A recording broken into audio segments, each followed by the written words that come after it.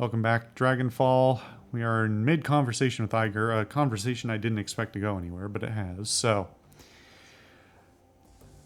to repeat, you tell me what you want to know and we'll see where this goes. Tell me how you got your street name. Back when I was in basic training, a fellow recruit made a vulgar joke at my expense. He said that I reminded him of the north face of the Eiger in the Bernese Alps. Huge and beautiful, but dangerous to climb. His tone left little doubt as to what sort of climbing he had in mind.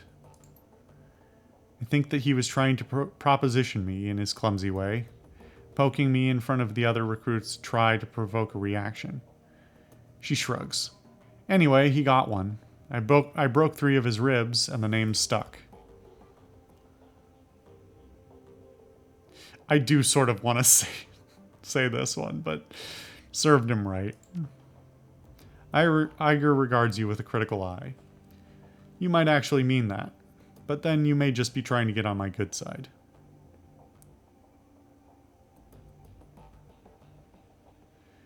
Anyone who'd use a line that bad deserves to get smacked around a little. She nods. For once, we're in complete agreement, but there was more to it than that. As soon as that idiot made his little joke, it was a foregone conclusion that I was getting saddled with the nickname Iger. My only choice in the matter was whether it happened under his terms or under mine.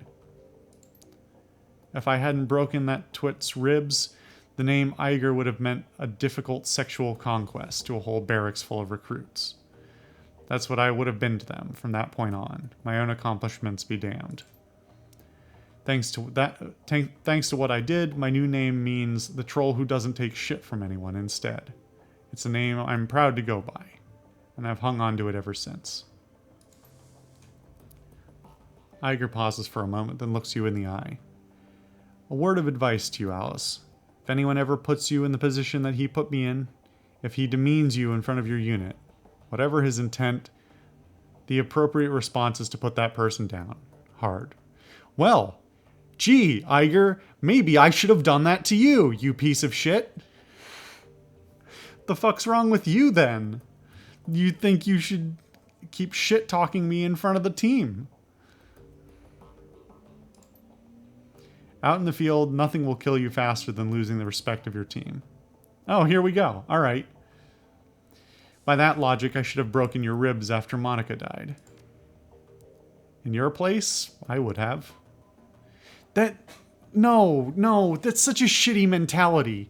That's like, yeah, sure, I agree with that. Except for, yeah, if you actually had that mentality and then, like, you're not allowed to have a viewpoint like that, or most viewpoints, in a unilateral way.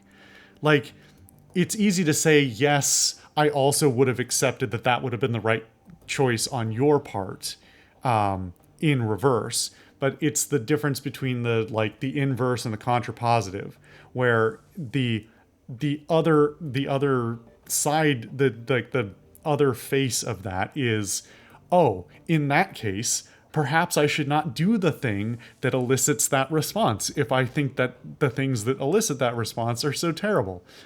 Fuck you, Iger. She looks you up and down, appraising you. Not that you'd have succeeded if you tried, but in terms of saving face, it would have done wonders. Bitch, I will fuck you up. In all seriousness, Alice, I'm sorry that I put you in that position. Are you? I shouldn't have, and I acknowledge that. She straightens. Need anything else, or can I get back to prepping for our next run? Tell me about your team. Fair enough, I guess you've earned it. There were 8 of us, 2 commando squads working together as a single unit. Schmidt and Lang were combat deckers. Wolf was our rigger and combat engineer. Fisher handled demolitions, Braun was a medic, and the rest of us, Metzger, Kruger, and myself, were weapons experts. Our mission was extraterritorial, technically illegal, but important enough to justify the risk. We'd been sent across the border into Poland. The Russian mafia had set up a cottage industry in human trafficking along the Oder-Nisse line, and it was our job to disrupt it.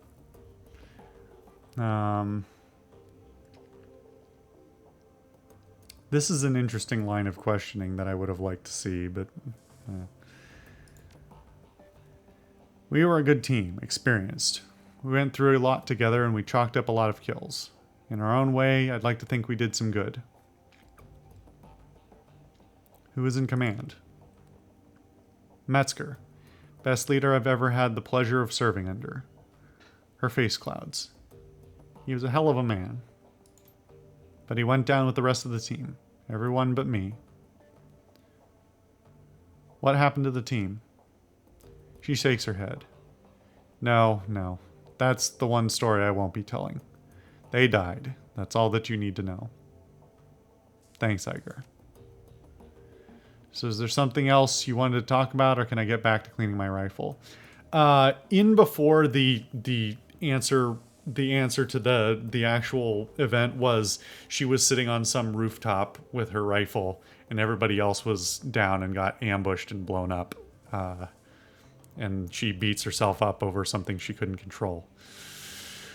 That would be very in line with her tropes. I like so many of the other characters so much that Iger's tropification is really a bummer. All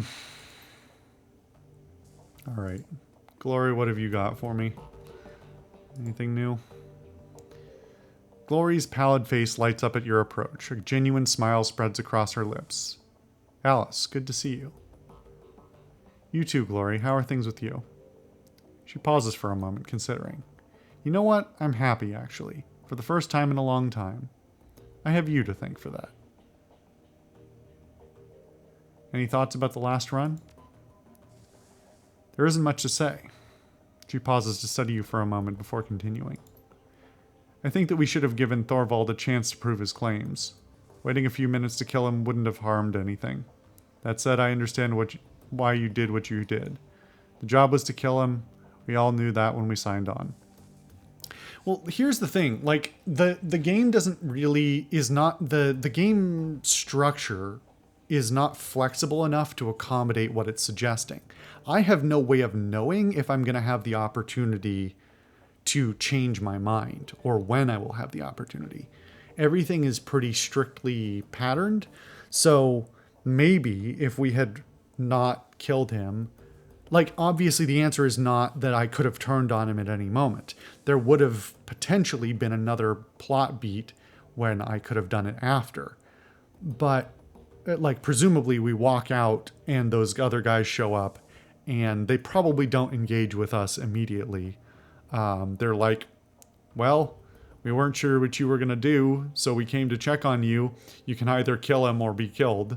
And then we have to pick a side, or then we have to execute him, or then we have to run, or fight them or something. At which point we probably, well, presumably don't get paid. I'm guessing that guy never would have paid us regardless. But the game structure is not loose enough for me to make a decision like that willy-nilly outside the context of the mechanics. And I don't like the not knowing what my options will be in the future. It's not like real life where you can just, take any moment, basically, to change your mind. She shrugs. We're one step closer to paying Alice's fee. In the end, that's all that really matters. Are you ready to tell me about that chrome you're sporting? Be patient, Alice. The explanation for that is coming. A look of unease flits across her face. I'm not sure that you're going to like it, though. You needed time, and I gave you time. Are you ready to talk about First Stell yet? Yeah. Glory looks troubled. More so than you've ever seen her before. Whatever memories she's dredging up must be exceedingly painful. I'm not gonna lie, I haven't been looking forward to this. But yeah, it's time. Alice, look. I'm about to tell you some things about myself that might change your opinion of me. It's entirely possible that you're going to hate me, based on what's coming up next. I've accepted that, and if that's what happens, I sincerely believe that I deserve it. She looks you in the eye, her expression grim. So tell me, are you sure that you want to keep pushing forward with this?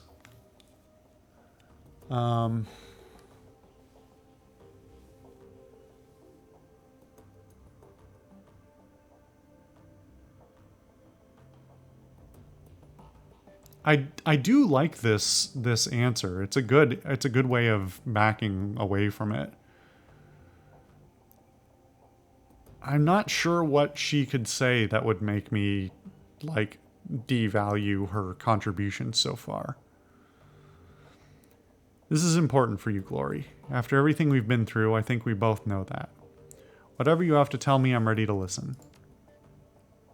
Thanks, Alice. Thanks for being a friend. So when we left off last time, I had just moved from the streets of Bingen to the warm, inviting confines of Furstel.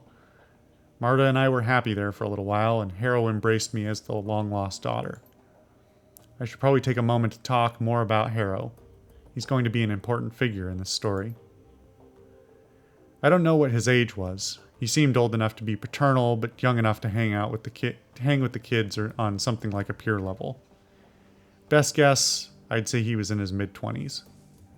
He was handsome and well-built, with neatly trimmed beard and thick brown hair. There was something else about him, something uncanny. Harrow had this charisma, this raw, magnetic attraction that just made people latch on to him. I saw it over and over. All it took was a few words and a pat on the shoulder, and Harrow would have a new convert. The other kids at the farm followed him around like lost puppies. As much as I loved Marta, and as much as I thought she loved me, we forgot all about one another when Harrow was around. All that we wanted was to be close to him, to be part of his inner circle. And soon enough, we were. For a girl of 17, it was all terribly exciting. Harrow had these rules of living that he would teach us, rules about self-determination and the importance of disobedience. He claimed to have taught classes at the University of Berlin, which he painted as a mix between an earthly paradise and an anarchist playground. He told us how Furstel would be the focal point of a new movement for the children of the fatherland. He told us how we were special. We ate it up, of course. We were kids. For those of us in his inner sanctum, Harrow would share even more. He had power the likes of which I had never seen. Not my father's drunken fists or my own childish experiments, but genuine, incredible power. He said that it came from the Horned God, an ancient deity that he venerated. He knew about my latent abilities right away, and he offered to teach me. Naturally, I accepted. I've heard of the Horned God. His followers have a poor reputation, especially among women. Any bad reputation they might have gained is well deserved. But there was more to it than that, as you'll see. Glory sighs. Hang with me, Alice. Rough waters ahead. So I became Harrow's apprentice. He taught me to channel magic and summon spirits. He taught me rituals and pagan traditions, Machiavellian philosophy and Nietzschean ethics. Above all, he taught me to connect with his Horned God, and through it I learned power and arrogance. And it was all downhill from there. For the next few years, I lived at Furstel as Harrow's enforcer and right-hand girl. I was also his sometimes wife and concubine, but that was distinction that I shared with all the girls in the commune, including my beloved Marta. I came to learn that she'd been his long before she met me, but by that point I didn't care. I'd embraced the rules of living. I was Harrow's creature through and through. I didn't ask questions, and I walked the path that was in front of me. Other fun facts about those years: I learned cruelty. I had power now, and my new idol encouraged me to use it. Harrow did the same. Any children who didn't pull their weight were subjected to my tender mercies, and I was anything but tender. I took what I wanted rather than asking for it. I liked it. It was fun.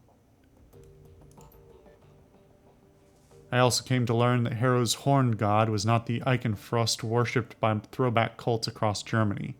It was certainly a god with horns, but it came from an altogether different tradition. Care to hazard a guess? I want to hear you say it. Satan, Lucifer, Old Scratch. In the magically active community, we refer to it as the adversary. Whatever you choose to call it, it's every bit as bad as it sounds. So my idol, the ancient deity that was feeding me my power, was the antithesis of everything that is right and good. And you know what? I didn't care. In our time together, Harrow and I committed more atrocities than I could count. At this point, I was on to all of his tricks. I knew that Firstel was nothing more than a honey trap, carefully designed to lure local children into my master's clutches. I knew that the kids who seemed resistant to Harrow's brainwashing techniques wound up fertilizing the garden. I knew that Harrow's entire manifesto was bullshit. And I knew that through it all, Harrow and the adversary were laughing, because I was laughing right there beside them. I don't want to pin the blame for my decisions on anyone but me. That said, I would like to posit that my father's connection to the Krizzritters might have helped play into my willingness to serve the adversary. In my warped, indoctrinated little brain, I equated the church with evil. So the opposite of that, I figured, had to be, well, if not good, then at least not totally bad. But I was kidding myself, of course. My new deity was the very definition of bad. Serving it made me bad. End of story.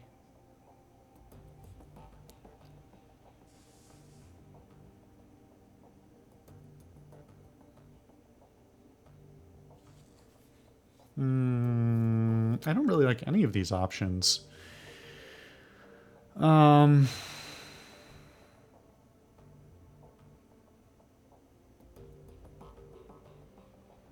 It's definitely not all Harrow's fault. I mean, there's something to be said for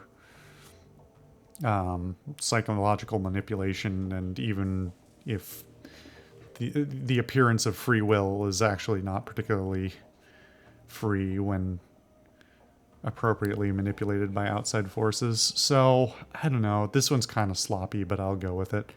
I can't excuse the choices that you made, but I can understand why you made them. That's big of you, Alice. I genuinely mean that. Glory takes a moment to steel herself, then continues on. Anyway, one day, Harrow invited me on a field trip to Stuttgart. Over the years that I was in Firstel, the commune had easily doubled in size. It was thriving, all thanks to the efforts of Marta and the girls like her. Harrow would send the girls out to neighboring cities to lure in the street kids that nobody would miss. He targeted children because they were easy to indoctrinate, and because nothing makes the adversary happier than the corruption of the innocent. As we drove out to pick up the new recruits, I was already planning ahead. It was a foregone conclusion that I would pay my father a visit. The irony of a group of Krizzritters getting immolated by a genuine servant of the actual devil tickled me to no end. So when Harrow stopped to fill up on diesel, I hopped out of the van and headed out on foot to my parents' place. Harrow wasn't overly concerned about my absence. I had long since reached the point where I could assert my autonomy, and he knew that I'd be back. I wound up at my folks' house sometime around noon. I could hear the adversary whispering in my ear, telling me what to do. I'd long since learned to listen to its voice. It always rewarded me with extra power when I did its bidding. It told me to knock, so I did. As the door opened, I could feel a torrent of flames welling up in the astral plane all around me. It told me to channel them into the doorway, into my father. So I did. But of course, the person who opened the door wasn't my father. It was my mother. As I watched her flesh blacken and melt, as I heard her scream, I broke into hysterics. I heard the adversary laugh. And at that moment, I realized it was laughing at me.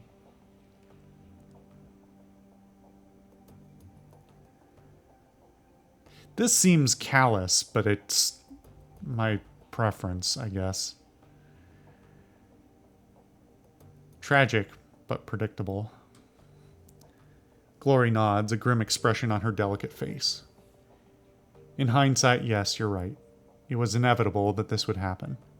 I was a fool and a puppet, and any power that I thought I'd had was on loan from a being that craved my own misery.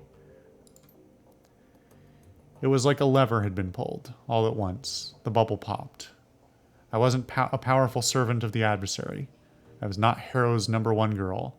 I was a ridiculous little fool who'd willingly tied her soul to the worst thing in existence.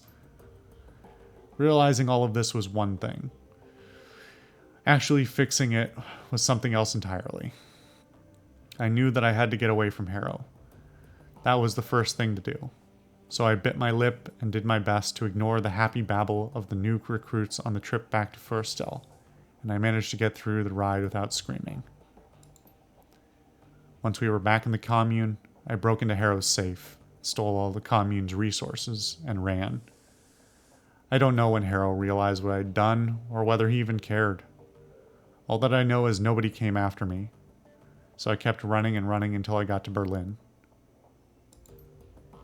Getting past the wall was fairly simple. You know how easy it is to obtain falsified papers? The biggest obstacle that I faced during my flight was the adversary itself. I could run from Harrow, but how do you run from something that's tied to your own soul?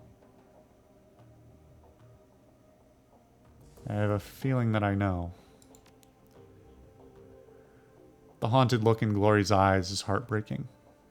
She gives you another curt, grim nod. I walked into the office of the first street doc I could find, pointed at all the biggest, bulkiest pieces of cyberware that he had on display, and told him to put them into me. He tried to upsell me on better merchandise, arguing that what I was asking for was old and inefficient, better suited to be installed in a museum than in a body. He told me I'd be shredding my essence, and that once it was gone, I'd never be able to get it back. I stuck to my guns. After all, shredding my essence was the whole point. Glory looks up at you. Her eyes are sunken and hollow, and the aura of loss about her is palpable. She looks like a woman who has been through hell. That's all for now, Alice.